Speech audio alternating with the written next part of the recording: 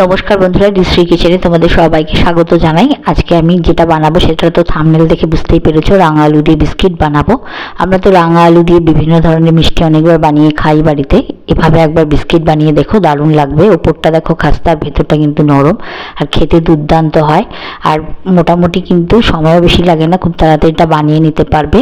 তো চলো রেসিপিটা শুরু করি। প্রথমে দেখো 4টে রাঙা আলু আমি এখানে নিয়েছি, আর অল্প একটু জল দিয়েছি একটা লোহা তাওয়ার উপরে কিন্তু আমি এটাকে সেদ্ধ করে নিচ্ছি। তোমরা চাইলে জলে দিয়েও কিন্তু সেদ্ধ করতে পারো। 5 মিনিট বাদে খুব সুন্দর করে কিন্তু সেদ্ধ হয়ে গেছে, আমি লো ফ্লেমে রেখেছিলাম। তো দেখো সবগুলো আমি এবারে ছাড়িয়ে নেব। এটাকে খুব সহজে কিন্তু ছেড়ে যাবে। আর যখন জলে সেদ্ধ করবে তখন কিন্তু খুব তাড়াতাড়ি তুলে রাখতে হবে, নাহলে ভেতরটা বেশি জল ঢুকে গেলে কিন্তু বিস্কিটটা ভালো হবে না।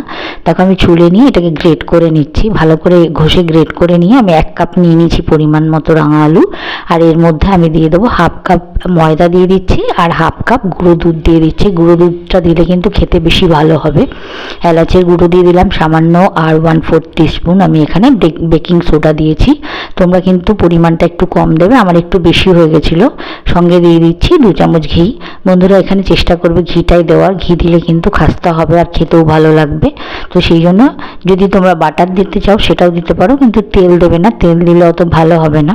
তো সবগুলোকে ভালো করে মেখে একটা ডো বানিয়ে নেব। আমি এই একটা কথা বলে রাখি, যদি তোমরা ধরো মিষ্টি বানাতে চাও সেক্ষেত্রে কিন্তু ময়দাটা দেবে 2 থেকে 3 চামচ, আর মিল্ক পাউডারটাও কিন্তু 2 থেকে 3 চামচ দিতে হবে।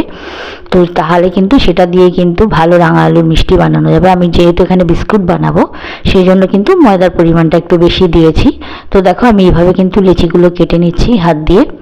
তোমরা চাইলে এখানে কিন্তু গুঁড়ো চিনিরও ব্যবহার করতে পারো, সেক্ষেত্রে কিন্তু 1 থেকে 2 চামচ গুঁড়ো চিনিও এই ডোটার মধ্যে মিশিয়ে দিতে পারো। আমি এখানে যেহেতু রাঙা আলুটা মিষ্টি আর সঙ্গে গুঁড়ো দুধটা দিয়েছি সেই জন্য আর আমি চিনির ব্যবহার করিনি।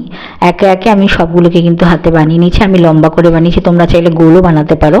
দেখো তেলটা কিন্তু একদম হালকা গরম হবে, সেরকম অবস্থাতেই ছাড়বে। আর গ্যাসের ফ্লেমটা কিন্তু একদম লোতে রেখেই ভাজতে হবে, বাড়িয়ে দিলে হবে না, কারণ তাহলে উপর থেকে লাল হয়ে গেলে ভেতর থেকে কিন্তু খাস্তার জিনিসটা থাকবে না, হবে না। তো আস্তে আস্তে দেখো 1 পিঠ হয়েছে, আমি আস্তে আস্তে কিন্তু চামচ দিয়ে উল্টে দিচ্ছি। এটা খুব সাবধানে করতে হবে।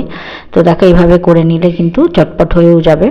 তো এইভাবে একটা একটা করে আমি সবগুলোকে কিন্তু উল্টে দিচ্ছি, দিয়ে কিছুক্ষণ ওই পিঠটাও ভালো করে কিন্তু ভেজে নেব। তো দেখো বেশ কিছুক্ষণ কিন্তু আমি ভেজে নিয়েছি, আর এবার আমি এটাকে কিন্তু তুলে নেব। আমার কিন্তু ভাজা হয়ে গেছে, আমি তুলেও নিয়েছি। এবার দেখতে পাচ্ছ আমি কিন্তু সবগুলো তুলে নিলাম। তো বন্ধুরা ভিডিওটা ভালো লাগলে অবশ্যই একটা লাইক করো, আর আমার চ্যানেলটাকে সাবস্ক্রাইব করো। আবার দেখা হবে নতুন আর একটা রেসিপি নিয়ে আগামী পর্বে। আজকের মতো বিদায় নিচ্ছি, ভালো থেকো, নমস্কার।